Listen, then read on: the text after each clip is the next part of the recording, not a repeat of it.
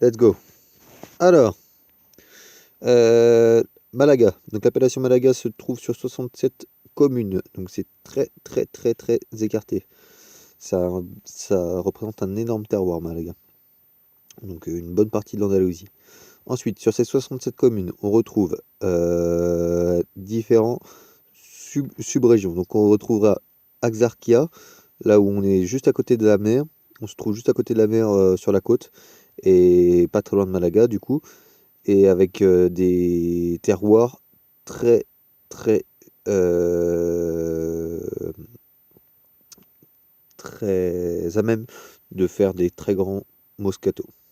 Donc les différents moscatels qu'on retrouve, donc on retrouve au niveau des différents cépages que l'on peut retrouver, c'est le Verdero Moscatel, le Moscatel Morisco ou Grand Menudo, c'est le même, et le Moscatel Alessandria. La différence entre les deux, entre l'Alessandria, souvent c'est une note un peu plus florale ou c'est note d'agrumes, alors que le Morisco ou Grand Menudo a ce côté très exotique.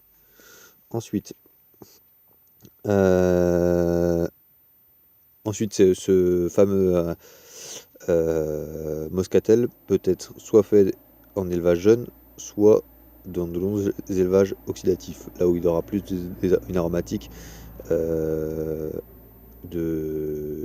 il aura plus une aromatique oxydative du coup.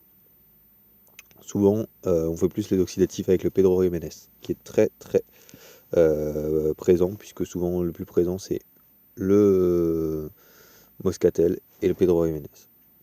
Ensuite, avec ça, il y a aussi le Montes de Malaga, donc beaucoup plus sur les terroirs de moelleux également.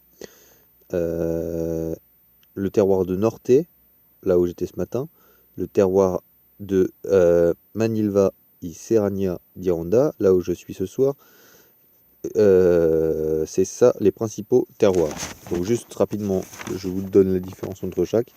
Donc tout ce qui est au nord, on est sur un climat continental, avec des terroirs qui sont plutôt plats, des argiles rouges.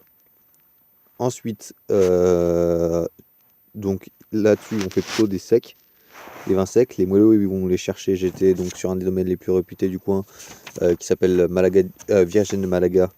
Et du coup, leurs moelleux, ils vont les chercher directement à Axarquia, là où c'est beaucoup plus qualitatif. Donc souvent, les Pedro Jiménez s'expriment aussi sur des notes d'orange confite, de pain d'épices, et on a plus on peut partir un peu sur du citron confit pour les muscats d'Alexandria, et sur les muscats, alors sur les muscats d'Alexandria, on peut arriver à, on est souvent entre 350 grammes de sucre résiduel et 400, donc ça tourne presque à la liqueur, et ça peut être soit muté, soit pas. Donc on en reviendra dessus, mais là ça ne l'est pas. Souvent à 350 grammes de sucre résiduel, c'est absolument énorme. Et c'est pas équilibré du tout, c'est très sirupeux, et ça s'exprime sur des notes aussi un peu d'orange aussi, orange amer, peau d'orange. Voilà. Euh, donc ça c'est pour donc Azalkia, c'est un climat tropical avec l'influence de la mer, c'est là-bas où on fait les vins moelleux. Plateau du Nord, on fait plutôt des vins secs, mais du type Oloroso, ou des vins de consommation courante en sec. Et enfin, Ronda, on fait plutôt des vins secs, mais à ce moment-là, blanc, rouge, rosé, beaucoup de rouge, mais avec beaucoup d'élégance, de tension et des tanins fins, des vins qui font pas du tout espagnol du coup, avec beaucoup de cépages internationaux. Et là, pourquoi on est donc sur le cœur d'appellation Sierra de Malaga, parce que du coup, on est sur un microclimat avec des grosses fluctuations de température qui permettent de faire des très beaux secs, des sols, de l'argile en surface et des roches avec des fois avec beaucoup plus d'eau en sous-sol, ce qui permet de garder des vignes saines. Voilà. Et donc le microclimat qui apporte aussi les vents sur un terroir qui est très montagneux, donc je vous montrerai la photo, enfin vous le voyez sur la vidéo qui est juste avant. Voilà. Donc continental pour le nord, tropical pour le sud, la grosse différence c'est ça.